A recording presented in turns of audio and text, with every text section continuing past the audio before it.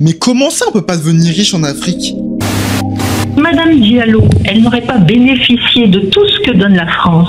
Elle serait en Afrique avec 30 kilos de plus, 15 gosses en train de piler le mil par terre et d'attendre que monsieur lui donne son tour entre les 4 autres épouses. Attends, pose-toi, je vais te raconter une petite histoire. Dans le petit village de Anéo au Togo, des jeunes femmes s'apprêtent à tout quitter pour tenter leur chance dans le grand marché de Lomé.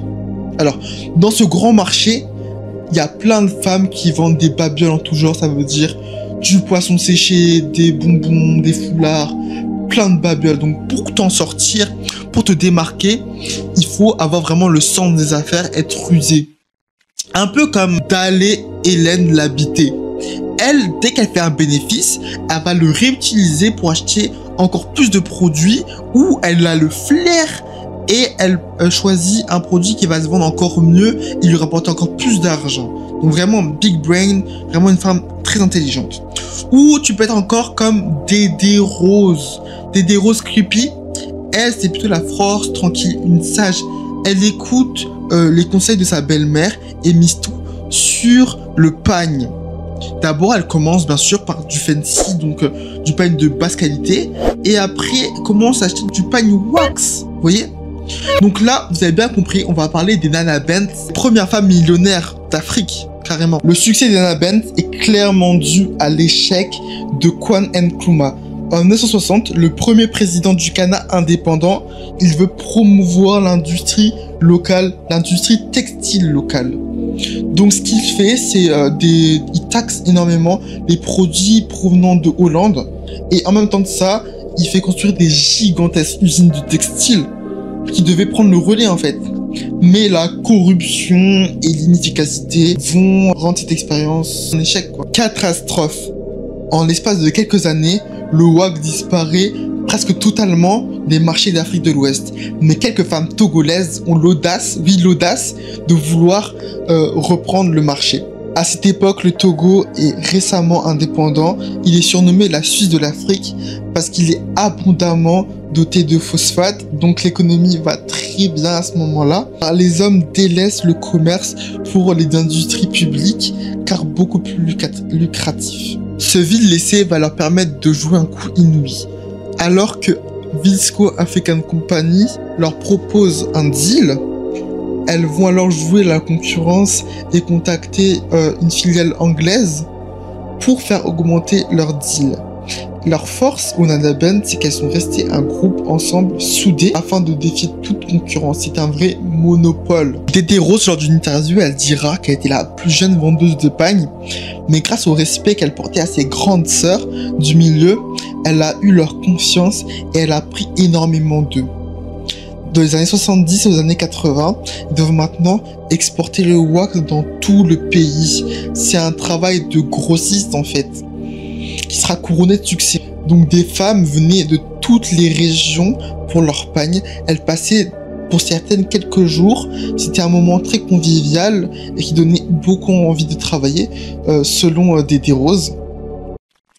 Et au fur et à mesure, le marché s'étendra du coup du Burkina Faso, du Congo, du Niger, la Côte d'Ivoire, du Nigeria. Vraiment, les femmes viennent de partout. Et Rose, elle dira encore, si nous avons mieux réussi que nos voisines ou les femmes des pays voisins, c'est parce que nous n'avons jamais reculé dans le travail. Très important, n'oubliez jamais ça. Hein. Faut écouter Dédé Rose, millionnaire. Hein. Elles font régulièrement en fait des voyages en Hollande pour discuter stylistique avec Visco. Très clairement, l'entreprise utilise leur ancrage culturel pour mieux vendre. Les tissus, en fait, ça devient une sorte de langage qu'on affiche pour donner des messages. Par exemple, si tu vois une femme avec un pagne avec des feuilles de gombo, ça veut dire qu'elle a énormément épargné pour avoir ce tissu, parce qu'avant ça coûtait très cher. Ou si tu vois une femme avec l'œil de Marival, le fameux œil de Marival, ça veut dire qu'il y a des tensions dans la famille et ça interpelle l'entourage d'agir contre les bureaugamies. Expression ivoirienne, ça veut dire que il y a de l'infidélité dans les parages, quoi. Mari capable, l'homme est fier de l'offrir à une dame, simplement. C'est pour montrer que, vous voyez, dire qu'à chaque occasion, t'as besoin d'un nouveau pagne, vous voyez, et des pagnes qui coûtent très cher. Leur dur travail payera, même énormément, Parce que pour certaines, leur chiffre d'affaires peut aller jusqu'à 2 millions de dollars américains l'année.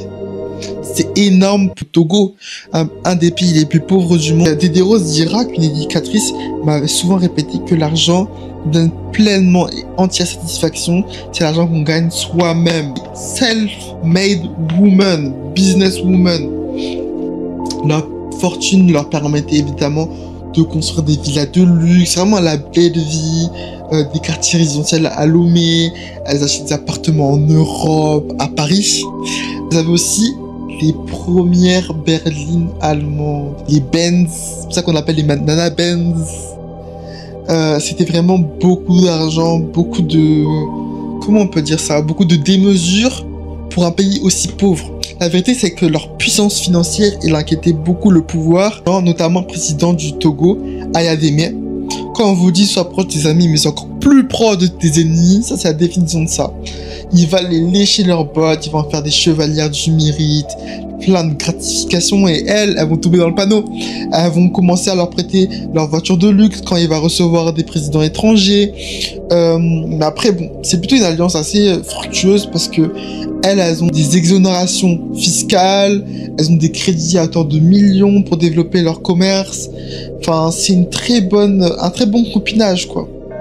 Et puis Ayadémé, il est fier de ces petites Nana Benz qui emportent n'importe où il part en voyage. D'ailleurs, le président, il adorait une certaine femme qui s'appelait Abe Senve. C'était une femme à une forte personnalité qui intimidait beaucoup les hommes qui bégayaient en sa présence. Elle était très froide due à sa réussite parce que les gens étaient tellement faux devant elle que ça la fatiguait. Elle est devenue une personne assez sèche. Malheureusement, c'est le revers de la gloire, clairement. Les Nana Benz, c'était des femmes fortes, mais des modèles féministes, bon. Bien que, bon, elles se soucient beaucoup de l'émancipation de la femme, parce que elles ont beaucoup donné d'argent pour que les femmes aillent à l'école, par exemple. Leurs filles avaient une éducation excellente, elles allaient dans des universités françaises. Une fille des Nana Benz dira « Je l'ai vécu de l'intérieur ». En ne manquant de rien, à condition d'apprendre mes leçons. Je suis à l'université avec ma propre voiture pendant que mes professeurs allaient à pied contre l'obligation d'être une bonne élève. J'ai été abonné à des journaux, magazines internationaux. J'ai écouté la musique classique avant mes 20 ans parce que ma grand-mère avait les moyens et m'offrait tout cela. Voilà. Il y avait vraiment ce côté où elle voulait vraiment l'éducation qu'elles n'ont pas eue parce que beaucoup étaient illettrés. Selon les rumeurs. Comment pensez-vous que le succès flagrant des Nana Benz est perçu par cette société très patriarcale? Comment pensez-vous que est perçu que un mari gagne juste 1/100 de ce que gagne sa femme en une seule journée? Comment pensez-vous que c'est perçu qu'un homme a sa voiture, une voiture modeste ou même une moto et que sa femme roule en Mercedes? Sans oublier les villas qu'elles ont, tout ça. Au Togo, il y a une expression, c'est qu'on dit que la valeur d'une femme n'est pas égale à celle d'un homme. On dit que ce sont les femmes et les forces de l'ordre qui règnent. Les proverbes togolais, voilà. Alors, les Nana Benz, elles jouissent d'une réussite inespérée. Cela leur voudra une marginalisation, malheureusement, et une suspicion de la société à leur égard. Beaucoup d'histoires très improbables, comme quoi elles cachent des serpents dans leur armoire, ou même dans leur partie génie intime. On a même entendu dire qu'elles avaient des cadavres sous leur lit pour assurer et pérenniser leur fortune. Enfin, vraiment, tout et n'importe quoi, parce qu'on ne veut pas accepter en fait qu'une femme, en fait, elle ait réussi et qu'elle soit assez intelligente. Et voilà, ça leur fera très plaisir même des années 90, parce que vous allez voir que les années 90, ça sera vraiment le deuil des Nana Benz. Main caractère, Dedros Creepy va faire le deuil de plusieurs de ses compagnons et de 2 de ses fils. Ça va laisser un énorme vide et ça va être une femme très triste et seule, elle va pas croire ce qui va lui arriver dans les années 90. Ça veut dire que le marché, il va devenir énormément concurrentiel parce qu'il y a l'arrivée de femmes africaines, les nigériennes, qui vont apporter du faux wax, donc du wax qui avait la réputation d'être un produit de qualité immense. Elles vont le vendre à beaucoup moins cher, et vont donc prendre une part du marché. Le tissu qui était donc épais, imprimé à la cire, devient un tissu de basse qualité qui se vend très bien et beaucoup moins cher que l'homologue togolais. 12 000 francs CFA contre 60 000 à 90 000 francs CFA. Rien à voir. Et de plus, l'économie togolaise qui était déjà en grande difficulté est au sol dû à la dévaluation du franc CFA. Comme vous le savez, le Togo n'est pas indépendant monétairement. Et alors, dès qu'il y a une décision de la France, elle impacte viruleusement le Togo. La présidence de Sylvanus Olympio sera de courte durée. En janvier 1963, moins de 3 ans après l'indépendance, et s'apprête à abandonner le franc CFA, il est assassiné lors d'un coup d'État mené par Étienne Eyadema et les demi-soldes. Plus, pour rien améliorer, alors que la situation est déjà très compliquée, alors les Chinois utilisent leur force industrielle pour créer du wax de Shanghai, qui est encore 10 fois moins cher que le wax déjà nigérien, et alors encore moins cher que le wax hollandais, parce qu'ils importent illégalement leurs produits, ils évitent du coup les droits de douane. Ça va vraiment enterrer les Nana Benz, et Dédé Rose dira aujourd'hui on n'est plus Nana Benz qui veut, mais Nana Benz qui peut. Ça veut vraiment dire que c'est plus des jeunes femmes du village qui sortent de leur village espérant faire richesse, c'est plutôt la bourgeoisie qui a fait richesse dans les années 60, qui garde un peu de leur argent en se développant autrement, par exemple faisant du wax plutôt de maroquinerie, en investissant dans l'immobilier, parce qu'ils ont fait beaucoup d'argent avant en fait, ou encore des défilés de mode avec le wax, en faisant en étant influenceur de wax, ça veut dire que en vendant par internet. Maintenant c'est plus si facile de vendre du wax et de faire fortune quoi. L'économie ne s'est pas remise depuis les années 90, depuis les manifestations, depuis tout ça, rien ne s'est remis. Même c'est même empiré récemment en 2013. Le grand marché de Lomé où les richesses se faisaient a été incendié. Marchandises de Dédé Rose. La moitié au moins des marchandises sont parties en fumée. Donc aujourd'hui la situation est assez critique quoi. C'est pas facile de réussir au Togo. Si vous observez bien toute l'histoire, vous allez comprendre qu'en fait un des soucis des Nana Benz c'était clairement leur dépendance à l'industrie hollandaise. C'est-à-dire qu'en gros, elles ne faisaient pas les produits, les wax, c'est pas elles qui les créaient. Elles le revendaient juste. Du coup, elles étaient totalement dépendantes des Hollandais. Et elles n'avaient pas tout l'argent dans leur poche. Elles avaient une partie de leur argent.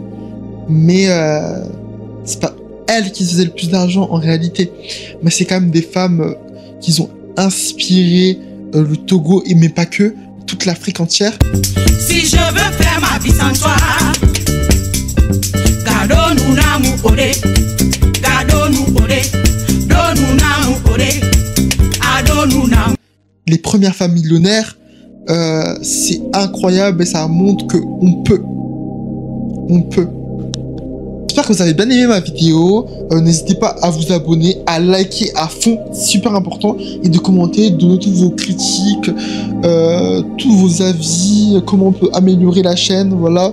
Si vous avez bien aimé ce format, parce qu'il y en aura d'autres, tous les dimanches je fais une vidéo. C'était Onyx.